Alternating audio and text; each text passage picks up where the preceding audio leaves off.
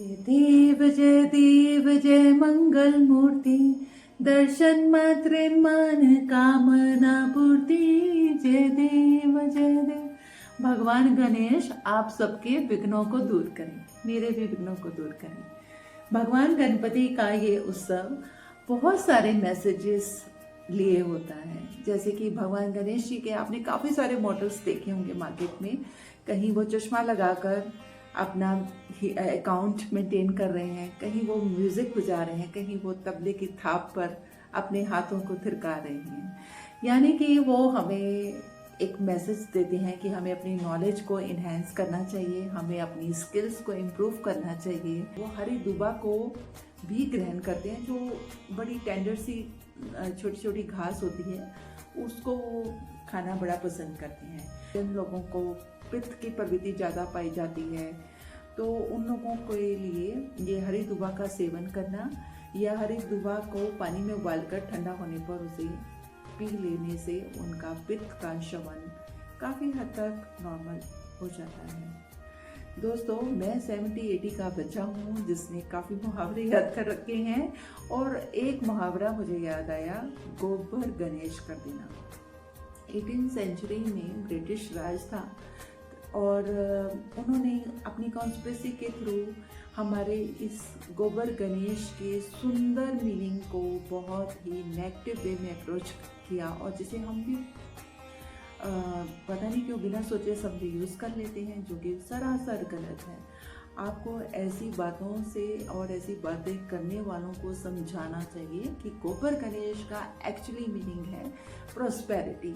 गोबर जो है उसमें प्रचुर मात्रा में ऑक्सीजन का जो है फ्लो रहता है, जो हमारे वातावरण को बड़ा पॉजिटिव रखती है। और मैं ये बातें इसलिए बोल रही हूँ दोस्तों, ताकि हम अपनी आने वाली जनरेशन और इस जनरेशन को एक हम लॉजिक दे सकें कि गोबर गणेश का मतलब गलत वे में वो कभी ना तो सुने ना उसको यूज़ करें, बल्कि गोबर गणेश का मतलब है कि आप अपने घर में गोबर और तुलसी के पौधे की मिट्टी लेकर दोनों को मिक्स करें, उसमें कैम्फर डाल दें, जो देसी कपूर होता है उसकी डली डाल दें, आप उसमें गुलाब जल का इस्तेमाल करें, आप उसमें रंगों का यूज़ करने के लिए आप गुड़हल के रंग या फिर मैरीगोल्ड के रंग या फिर ये चुकंदर का रंग, हल्दी, कुमकुम इत्यादि को यूज़ करें। और काजल लगाने के लिए आप दीपक की बाती को जलाकर जो काजल बनाया जाता है उसका इस्तेमाल करें। उस तरह से आप अपनी एक क्रिएटिविटी को भी मौका देते हैं। आपको कितनी खुशी होती है जब आप अपने हाथों से गणेश भगवान बनाए, अगले साल ज़रूर बनाइएगा, और आपको कितना आनंद आएगा। उसमें आप मंत्र का उच्चारण भी करते जाएं, जो भी आपको ओम श्री गणेशाय नमः, ओम गम गणपति नमः मंत्र का उच्चारण करने से भी हमारी मेंटल हेल्थ पर बहुत पॉजिटिव तरीके से इफेक्ट आता है। मंत्र का मतलब ही यही है जो मन को दाद दे। तो दोस्तों, ये जो हमारी गणेश उत्सव की प्रथा है, इसको आप बड़े ही रिस्पेक्टफुल वे से विदा भी कीजिए।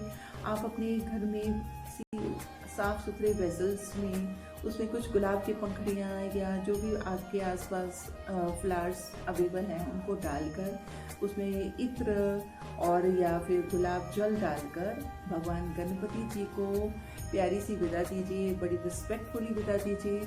और एक तो आप हमारे जलीय जीव जंतुओं का सम्मान कर रहे हैं और उन्हें हार्श केमिकल से बचा रहे हैं, प्लस जो बड़ी ही अट्रैक्टिव दिखने में तो बहुत लगती हैं, लेकिन वो काफ़ी केमिकल से बनी हुई हैं और उससे हमारे जो एक्वेटिक एनिमल्स की हेल्थ पर बहुत बैड इफ़ेक्ट आता है, इनफैक्ट वो मर ही जाते हैं।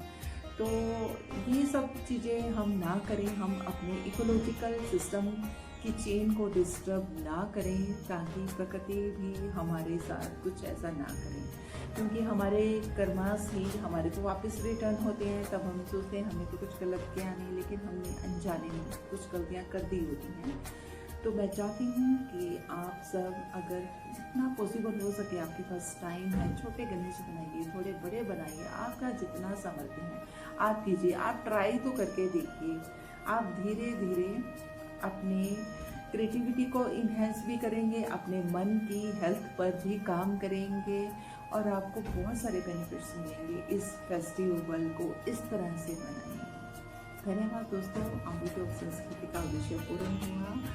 भगवान गणपति आप पर हमेशा कृपा बनाए रखें, मुझ पर भी बनाए रखें। कमेंट बॉक्स में मुझे अवश्य बताया कीजिए। मेरी पर्सनल कॉल पर कमेंट करने की बजाय अगर आप मेरे YouTube चैनल पर कमेंट करें तो और लोगों में एक अच्छा मैसेज चला जाएगा। मेरा पर्पस बस इतना है। मुझे खुद कोई वायरल होने का शौक़ नहीं है, लेकिन ये मेरा काम है कि अगर मैं कोई अच्छा एफर्ट कर रही हूँ तो वो सब तक चला जाए। हो सकता है किसी को क्लिक कर जाए मेरी बात।